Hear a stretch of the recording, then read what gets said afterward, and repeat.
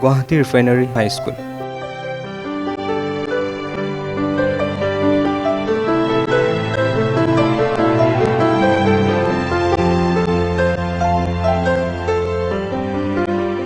গুৱাহাটীৰ পৰা প্ৰায় 8 কিলোমিটাৰ পূব দিশত অৱস্থিত নুনমাটি এসময়ৰ এখন আওহতীয়া ঠাই।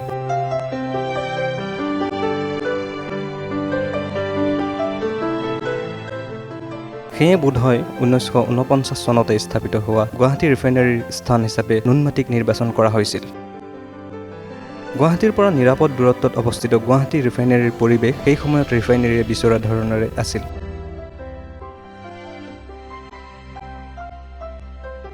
কিন্তু ৰিফাইনাৰী স্থাপিত হোৱাৰ পৰৱৰ্তী 50 বছৰত গুৱাহাটীৰ বহুতো পৰিৱৰ্তন ঘটিল।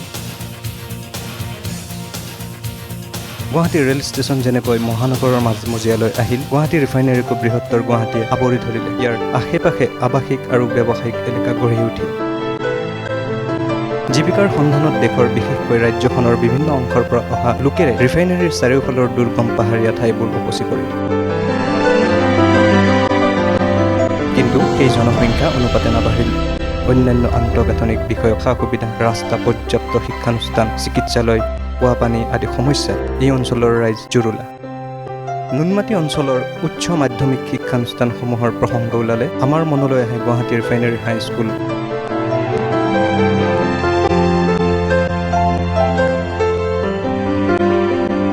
পূব গুৱাহাটী হাইস্কুল, নুনমাটি হাইস্কুল আৰু নাৰেংগী হাইস্কুল। বৰ্ধিত জনসংখ্যাৰ চাহিদা পূৰাবলৈ গৈ আজিকালি 2-4খন বেচৰকাৰী আৰু স্থানীয় ৰাজ্যৰ উদ্যোগত গঢ়ি উঠা প্ৰাথমিক, মাধ্যমিক আৰু উচ্চ মাধ্যমিক স্তৰৰ শিক্ষানুষ্ঠান গঢ়ি উঠিছে যদিও ই প্ৰয়োজনৰ তুলনাত যথেষ্ট নহয়। উল্লেখিত বিদ্যালয় সেইখনৰ ভিতৰত গুৱাহাটী ৰিফাইনাৰী হাইস্কুলখনৰ প্ৰতি এই অঞ্চলৰ ছাত্ৰ-ছাত্ৰী আৰু অভিভাৱকৰ এটা বিশেষ আকৰ্ষণ আছে। ল'ৰা-ছোৱালীৰ নামভৰ্তিৰ ক্ষেত্ৰত এই অঞ্চলৰ অভিভাৱকসকলে চৰকাৰী অসমীয়া মাধ্যমৰ বিদ্যালয় হিচাপে গুৱাহাটী ৰিফাইনাৰী হাইস্কুলখনকে অগ্ৰাধিকাৰ দিয়ে। সেয়ে প্ৰতি বছৰে নামভৰ্তিৰ সময়ত ইয়াত ছাত্ৰ-ছাত্ৰীৰ ভীষণ ভিৰ হয়। দুটাকৈ শাখা খুলি এখন বেঞ্চত প্ৰয়োজনতকৈ অধিক ছাত্ৰ-ছাত্ৰী বহুৱাইও স্কুল কৰ্তৃপক্ষই বহুতো অভিভাৱকক বিমুখ কৰিবলগীয়া হয়। এতিয়া প্ৰশ্ন হয়, গুৱাহাটী ৰিফাইনাৰী হাইস্কুলত নিজৰ ল'ৰা-ছোৱালীক পঢ়ুৱাবলৈ এই অঞ্চলৰ ৰাইজৰ ইমান হাবিয়াস কিয়? এই প্ৰশ্নৰ সম্ভাৱ্য উত্তৰ স্কুলখনৰ পৰা হাইস্কুল শিক্ষান্ত পৰীক্ষাত অৱতীৰ্ণ ছাত্ৰ-ছাত্ৰীৰ ভাল ফলাফল, আভ্যন্তৰীণ নিয়মানুৱৰ্তিতা, শিক্ষক-শিক্ষয়িত্ৰীসকলৰ শিক্ষাদানৰ প্ৰতি থকা নিষ্ঠা, একাগ্ৰতা, প্ৰধান শিক্ষকৰ সুদক্ষ নেতৃত্ব, নাৰ্চাৰী পৰ্যায়ত ইংৰাজী বিষয়ে প্ৰাথমিক শিক্ষা, একেটা চৌহদ আৰু একেজন প্ৰধান শিক্ষকৰ নিয়ন্ত্ৰণত ইংৰাজী মাধ্যমৰ কেজি, নাৰ্চাৰীৰ উপৰিও অসমীয়া মাধ্যমত প্ৰাক-প্ৰাথমিক শ্ৰেণীৰ পৰা 10ম শ্ৰেণীলৈ পঢ়িব পৰা সুবিধা, 1ম শ্ৰেণীৰ পৰা ইংৰাজী শিক্ষা, আকৰ্ষণীয় চৌহদ,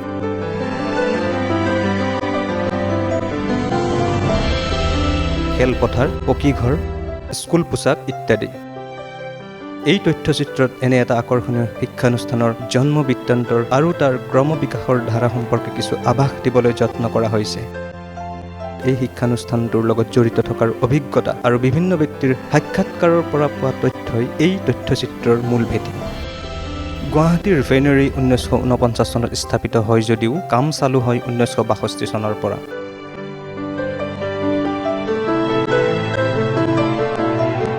তেল শোধনৰ কাম আৰম্ভ হোৱাৰ লগে লগে শোধনাগাৰৰ বিভিন্ন শাখাত বহুতো কৰ্মচাৰীৰ প্ৰয়োজন হয়। এই প্ৰয়োজন পূৰাবলৈ দেশৰ বিভিন্ন প্ৰান্তৰ পৰা বিভিন্ন স্তৰৰ অভিযন্তা, বিষয়া, কৰ্মচাৰী, ঠিকাদাৰ আৰু শ্ৰমিকেৰে নুনমাটি জাতিষ্কাৰ হৈ উঠিল।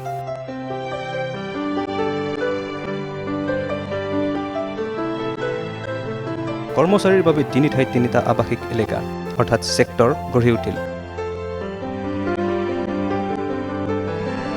আৱাসিক এলেকা 1, 2 আৰু 3 অৰ্থাৎ ছেক্টৰ 1, ছেক্টৰ 2 আৰু ছেক্টৰ 3।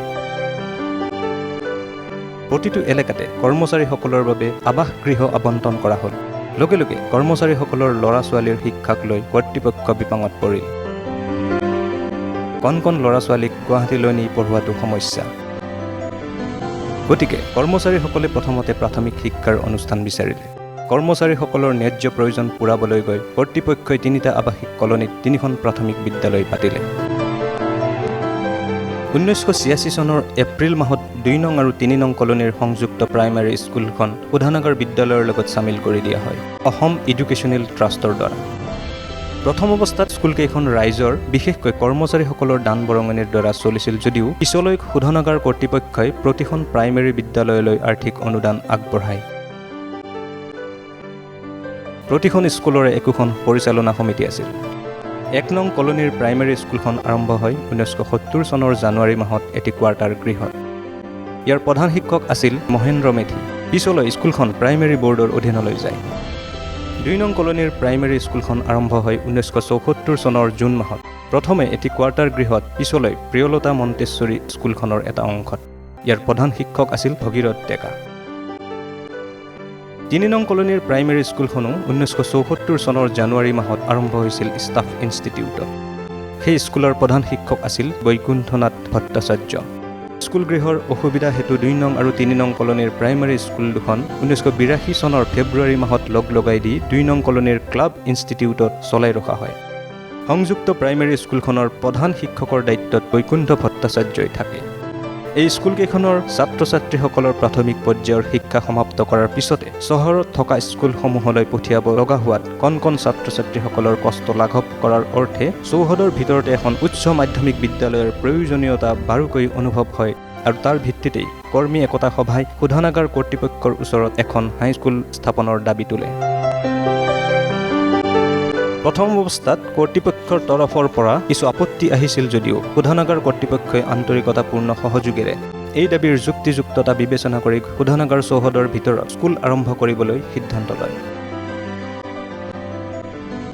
কিন্তু ঔদ্যোগিক কিছুমান নীতি আৰু উদ্যোগ আৰু শিক্ষাৰ দৰে দুটা ভিন্নমুখী দিশ একেলগে সামৰিব পৰাটো সম্ভৱ নহয় বাবে নিজাববীয়াকৈ স্কুল চলোৱাত সম্পূৰ্ণ দায়িত্ব গ্ৰহণ নকৰি গুৱাহাটী চহৰৰে পাণবজাৰ স্থিত ডন বস্কো হাইস্কুল কৰ্তৃপক্ষৰ লগত যোগাযোগ কৰি স্কুল চলোৱাৰ দায়িত্বভাৰ গ্ৰহণৰ বাবে আমন্ত্ৰণ জনায়। 2 কৰ্তৃপক্ষৰ সহযোগত 1978 চনৰ 1 মাৰ্চ তাৰিখৰ পৰা ছাত্ৰ ছাত্ৰীৰ নামভৰ্তিকৰণকে আদি কৰি যাৱতীয় কাম কাজবোৰ আৰম্ভ কৰা হয়। সেই মাহৰে 20 তাৰিখে 2 নং কলনীৰ ষ্টাফ ইনষ্টিটিউটত এটি উৎসৱমুখৰ পৰিৱেশত বন্তি প্ৰজ্বলনকে আদি কৰি আনুষ্ঠানিক নীতি নিয়ম পালন কৰি 45 গৰাকী ছাত্ৰ ছাত্ৰীৰ 5ম শ্ৰেণীৰে স্কুলৰ শুভাৰম্ভ কৰা হয়। স্কুলৰ নাম ৰখা হয় Don Bosco high school refinery extension. স্কুলৰ উদ্বোধনী অনুষ্ঠানত ডন বস্কো হাইস্কুলৰ প্ৰধান শিক্ষক ফাদাৰ টি থমাছ, কেইবাগৰাকী বক্তাই এই স্কুলখনে কৰ্মচাৰীসকলৰ ল'ৰা ছোৱালীৰ লগতে অঞ্চলটোৰ ৰাইজৰ ল'ৰা ছোৱালীৰ শিক্ষাৰ চাহিদা পূৰণ কৰাত বিশেষ সহায়ক হ'ব বুলি আনন্দেৰে মত প্ৰকাশ কৰে। স্কুল কৰ্তৃপক্ষই প্ৰথম বৰ্ষত সাক্ষাৎকাৰৰ যোগেদি 2 গৰাকী শিক্ষক শিক্ষয়িত্ৰী নিয়োগ কৰে। এগৰাকী অমিয় কুমাৰ কে, আনগৰাকী ভৱানী বৰ্মন। 1978 চনত এই স্কুলখনৰ আৰম্ভণি হয় আৰু আৰম্ভণিটো হৈছিল প্ৰথমে পাণবজাৰ ডন বস্কো ট্ৰাষ্ট তেওঁলোকে পৰিচালনা কৰিছিল। তাৰপিছত ক্ৰমান্বয়ে MGM নামৰ ট্ৰাষ্ট এটা স্কুলখন পৰিচালনা কৰে। তাৰপিছত আছাম এডুকেশ্যনেল ট্ৰাষ্ট তেওঁলোকে পৰিচালনা কৰে আৰু তাৰপিছতে স্কুলখন 1991 প্ৰভিঞ্চিয়েল হৈছিল। তেতিয়াৰ পৰা স্কুলখন এতিয়ালৈ খুব ধুনীয়াকৈ সুন্দৰভাৱে চলি আছে। বিভিন্ন সময়ত বিভিন্ন ট্ৰাষ্টে চলালেও আৰম্ভণিৰ পৰাই সুন্দৰভাৱে চলি আছে আৰু প্ৰত্যেক বছৰে ইয়াৰ ৰিজাল্ট ফলাফল একদম সুন্দৰভাৱে ধুনীয়াকৈ হৈ আছে। মানে 100% ৰিজাল্ট আমাৰ প্ৰত্যেক বছৰে হৈ আছে আৰু তাৰ কাৰণে আমাৰ শিক্ষক শিক্ষয়িত্ৰী প্ৰত্যেকেই কিন্তু খুব কষ্ট কৰি স্কুলখনৰ কাৰণে, সকলোৱে স্কুলখনৰ কাৰণে যথেষ্ট চেষ্টা কৰি চিন্তা কৰে। গতিকে স্কুলখনৰ মোটামুটি মানে গুৱাহাটীৰ ভিতৰতে গুৱাহাটীৰ হাইস্কুলখন সকলোৱে গুৰুত্বপূৰ্ণ স্কুল হিচাপে পৰিগণিত হৈ আছে। পাণবজাৰৰ ডন বস্কো হাইস্কুলৰ প্ৰধান শিক্ষক ফাদাৰ টি থমাছেই এইখন স্কুলৰো প্ৰধান শিক্ষকৰ দায়িত্বত থাকে। ফাদাৰ টি থমাছ আন স্কুললৈ বদলি হোৱাত সহপ্ৰধান শিক্ষক ফাদাৰ জোচেফ থেলেকাতে পাণবজাৰ ডন বস্কো হাইস্কুলৰ লগতে এইখন স্কুলৰো প্ৰধান শিক্ষকৰ দায়িত্বভাৰ লয়।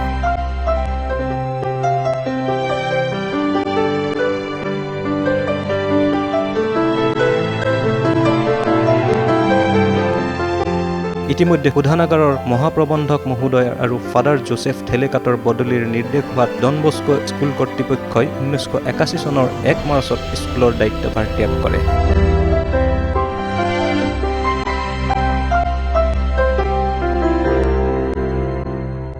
1981 চনৰ 2 মাৰ্চৰ পৰা শোধনাগাৰ কৰ্তৃপক্ষই স্কুলৰ দায়িত্বভাৰ MGM মাৰ গ্ৰেগৰী মেমৰিয়েল নামৰ এটি দক্ষিণ ভাৰতীয় সংস্থালৈ হস্তান্তৰ কৰে। MGM কৰ্তৃপক্ষই স্কুল চলাবলৈ লোৱাৰ পিছতে শোধনাগাৰ কৰ্তৃপক্ষই প্ৰিয়লতা বৰুৱা মন্তেশ্বৰী স্কুলখন সম্পূৰ্ণৰূপে উঠাই দিয়ে। শ্ৰেণী সংখ্যা বৃদ্ধি হোৱাত শ্ৰেণীকোঠাৰ অভাৱ ঘটে। তেতিয়া স্কুল কৰ্তৃপক্ষই শ্ৰেণীসমূহ দুটা ভাগত বিভক্ত কৰি দুটা শিফ্টত চলাবলৈ লয়, এটা ৰাতিপুৱা 7:30 বজাৰ পৰা আৰু আনটো ৰাতিপুৱা 11 বজাৰ পৰা। সেই সময়ছোৱাত ছাত্ৰ ছাত্ৰীৰ সংখ্যা যথেষ্ট পৰিমাণে বৃদ্ধিৰ লগতে শিক্ষক শিক্ষয়িত্ৰীৰ সংখ্যাও যথেষ্ট বৃদ্ধি পায়। এই সময়ছোৱাত প্ৰধান শিক্ষকদ্বয় যথাক্ৰমে ফাদাৰ ডি আলেকজেণ্ডাৰ আৰু ফাদাৰ C.K. থমাছ। উল্লেখযোগ্য যে এই MGM কৰ্তৃপক্ষৰ দিনতে এই বিদ্যালয়ৰ ছাত্ৰ ছাত্ৰীয়ে প্ৰথমবাৰ হাইস্কুল শিক্ষান্ত পৰীক্ষাত অৱতীৰ্ণ হয় আৰু শতকৰা 100% উত্তীৰ্ণ হৈ স্কুলৰ সুনাম কঢ়িয়াই আনিবলৈ সক্ষম হয়। অতি দক্ষতাৰে আৰু সুশৃংখলভাৱে MGM কৰ্তৃপক্ষই কেইবাটাও বছৰ অতিক্ৰম কৰাৰ পিছত দুৰ্ভাগ্যবশতঃ MGM স্কুল কৰ্তৃপক্ষই স্কুল চলোৱাৰ দায়িত্বভাৰ এৰি দিয়ে 1986 চনৰ 17 ফেব্ৰুৱাৰী।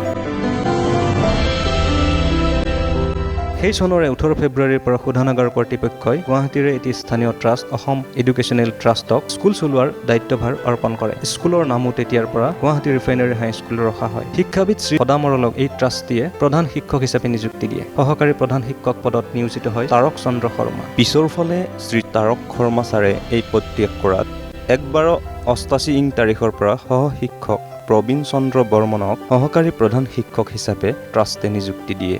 শ্ৰদ্ধেয় মৰল ছাৰৰ সুদক্ষ হাতৰ পৰশত পুৰণি আৰু নতুনখিনিয়ে মিলি নতুন উদ্যমেৰে শিক্ষাদান কাৰ্যত পুনৰব্ৰতী হয়। শোধনাগাৰ কৰ্তৃপক্ষ, ৱৰ্কাৰ্ছ ইউনিয়ন, শিক্ষক কৰ্মচাৰী সন্থা, স্থানীয় ৰাইজ তথা অভিভাৱকসকলৰ সন্মিলিত সভাত গৃহীত হোৱা প্ৰস্তাৱ অনুসৰি 6/10/89 তাৰিখে এখন স্কুল পৰিচালনা সমিতি গঠন কৰা হয়। এই সমিতিৰ সভাপতি পদ আগবঢ়োৱা হয় গুৱাহাটী বিশ্ববিদ্যালয়ৰ সেই সময়ৰ ৰসায়ন বিভাগৰ ৰিডাৰ ডক্টৰ কৃষ্ণগোপাল ভট্টাচাৰ্যদেৱক। উল্লেখনীয় যে মাননীয় ভট্টাচাৰ্যদেৱে সদায় শিক্ষক কৰ্মচাৰীৰ স্বাৰ্থৰ হকে মাত মাতি আহিছিল। পৰিচালনা সমিতিয়ে স্কুলৰ খালী হৈ থকা প্ৰধান শিক্ষকৰ পদটি পূৰণ কৰাৰ অৰ্থে বাতৰি কাকতত জাননী দিয়ে। জাননী মৰ্মে সাক্ষাৎকাৰৰ ভিত্তিত 1990 তাৰিখৰ পৰা ডক্টৰ নৃপেন্দ্ৰনাথ শৰ্মাদেৱক প্ৰধান শিক্ষক হিচাপে নিযুক্তি দিয়া হয়। উল্লেখ্য যে ট্ৰাষ্ট যোৱাৰ পিছতে সহপ্ৰধান শিক্ষক প্ৰবীণ চন্দ্ৰ বৰ্মনক ভাৰপ্ৰাপ্ত প্ৰধান শিক্ষকৰ দায়িত্ব দিয়া হয়। বৰ্মনদেৱ বৰ্তমান বিদ্যালয়ৰ প্ৰধান শিক্ষক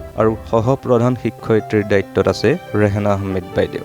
পৰিচালনা সমিতিৰ সহযোগত প্ৰধান শিক্ষক মহোদয়ে কাৰ্যনিৰ্বাহ কৰি থকাৰ সময়তে শোধনাগাৰ হাইস্কুল শিক্ষক কৰ্মচাৰী সন্থাই আগবঢ়োৱা প্ৰস্তাৱৰ ভিত্তিত 1991 চনৰ এপ্ৰিল মাহত স্কুলখন প্ৰাদেশিকীকৰণ কৰা হয়। শোধনাগাৰ কৰ্তৃপক্ষৰ তৰফৰ পৰাও শিক্ষক কৰ্মচাৰীক কোৱাৰ্টাৰ, চিকিৎসা বিষয়ক সুবিধা আদি আগবঢ়োৱা হয়। বৰ্তমানেও শোধনাগাৰ কৰ্তৃপক্ষই বিভিন্ন দিশত সহায় সহযোগিতা আগবঢ়াই আহিছে। এই বিদ্যালয়ৰ শিক্ষক শিক্ষয়িত্ৰীসকলে নিস্বাৰ্থভাৱে আন্তৰিকতাৰে ছাত্ৰ ছাত্ৰীসকলক শিক্ষা প্ৰদান কৰি আহিছে। প্ৰতি বছৰে হাইস্কুল শিক্ষান্ত পৰীক্ষাত তুলনামূলকভাৱে অঞ্চলটোৰ আন স্কুলবোৰতকৈ এই বিদ্যালয়ৰ ছাত্ৰ ছাত্ৰীয়ে ভাল ফলাফল দেখুৱাই আহিছে। বিশ্বৰ বিভিন্ন প্ৰান্তত বিভিন্ন ক্ষেত্ৰত স্বপ্ৰতিভাৰে জিলিকি উঠি সময়ে সময়ে আপোন বিদ্যালয়খনলৈ গৌৰৱ কঢ়িয়াই আনিছে। শৈক্ষিক তথা অন্যান্য দিশত শিক্ষক শিক্ষয়িত্ৰীসকলৰ একাগ্ৰতা তথা নিষ্ঠা থকাৰ বাবেই ই সম্ভৱপৰ হৈছে। স্কুল চলোৱাৰ দায়িত্বভাৰ অৰ্পণ কৰাৰ ফলত শিক্ষক কৰ্মচাৰীসকলৰ বিভিন্ন সমস্যাৰ সন্মুখীন হ'ব লগা হৈছিল। বৰ্তমান সেইবোৰ সমস্যাৰ অন্ত পৰিলেও চুক্তিভিত্তিক প্ৰাদেশিকীকৰণ হোৱা বাবে কিছু সমস্যাৰ উদ্ভৱ হোৱা দেখা যায়, যিবোৰ স্কুল পৰিচালনা সমিতিৰ দ্বাৰাও সমাধান হোৱা সম্ভৱ নহয়। যোৱা 2003 চনত এই বিদ্যালয়ে ৰূপালী জয়ন্তী সম্পূৰ্ণ কৰিলে। বৰ্তমান 30টা বসন্ত গৰকা শোধনাগাৰ বিদ্যালয়ৰ এই শুভলগ্নত আমি আশা প্ৰকাশ কৰিছোঁ শোধনাগাৰ কৰ্তৃপক্ষই অসম চৰকাৰৰ শিক্ষা বিভাগৰ সহযোগত উদ্ভৱ হোৱা সমস্যাবোৰৰ অন্ত পেলাওক আৰু শিক্ষক শিক্ষয়িত্ৰীসকলক নিস্বাৰ্থভাৱে নিশ্চিন্ত মনে পাঠদান কাৰ্যত ব্ৰতী হোৱাত সহায় কৰক। শোধনাগাৰ বিদ্যালয়ৰ শিক্ষক কৰ্মচাৰীৰ ই আন্তৰিক কামনা। গুৱাহাটী শোধনাগাৰ বিদ্যালয়ৰ সৰ্বদিশত সৰ্বোৎ প্ৰকাৰে উন্নতি হওক, এই আমাৰ কামনা।